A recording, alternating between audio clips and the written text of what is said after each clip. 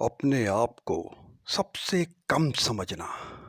जब तक तुम कुछ हो नहीं जाते और जब तुम कुछ हो जाते हो तब भी अपने आप को सबसे कम समझना। जब तुम कुछ नहीं होते हो और अपने आप को सबसे कम समझते हो तब पूरी दुनिया तुम्हें ज्ञान देती है, नॉलेज देती है, तुम्हें ऊपर उठाने में लग जाती है, तुम्हें अपने बराबर लाने में लग जाती है, तुम्हें बेहतर बनाने में लग जाती है। इसलिए सबसे कम समझना।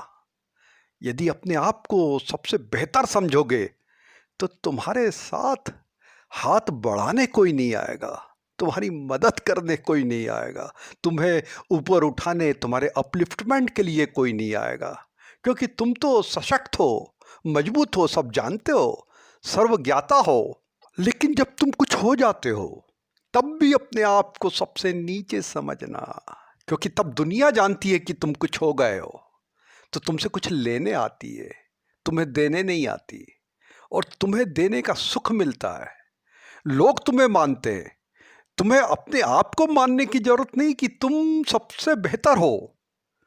दुनिया जब मानती है तब तुम्हारी बेहतरी का पता चलता है, तुम्हारे कुछ होने का पता चलता है, तुम्हारे व्यक्तित्व का पता चलता है।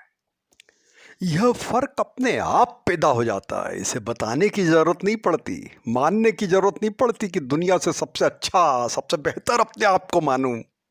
क्यों? क्योंकि जब तुम किसी के पास जाते हो तो जमीन आसमान का फर्क हो जाता है, और जब कोई तुम्हारे पास आता है तब भी जमीन आसमान का फर्क हो जाता है। शर्तें वही निर्धारित करता है जो बैठा होता है, स्थिर होता है, सफल होता है। चलकर आने वाला शर्तें निर्धारित नहीं करता। एक बड़े अधिकारी ने अपने संघर्ष के दिनों के मित्र को मिलने के लिए बुलाया और समय दिया कि 3 बजे आ जाना।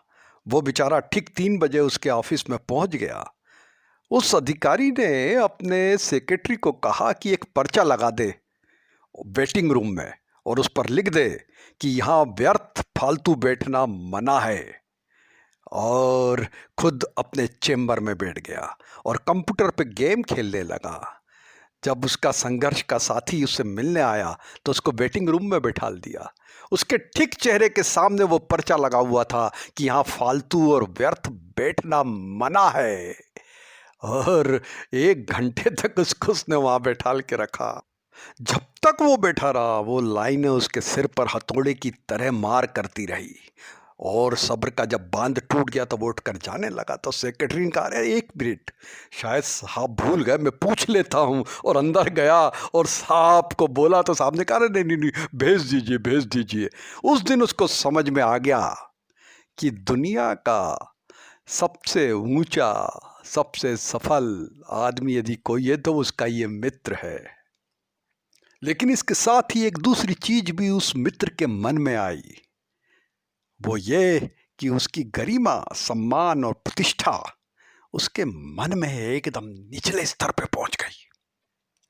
तो यदि जीवन में कुछ बनना है, सफल होना है, ट्रू सक्सेस पाना है, तो अपने आप को सबसे नीचे रखो, दुनिया को आपको ऊंचा समझने दो।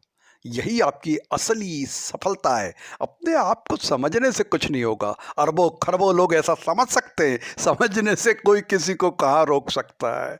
लेकिन क्या ऐसे समझने से व्यक्ति ऊंचा हो सकता है? कदापि नहीं।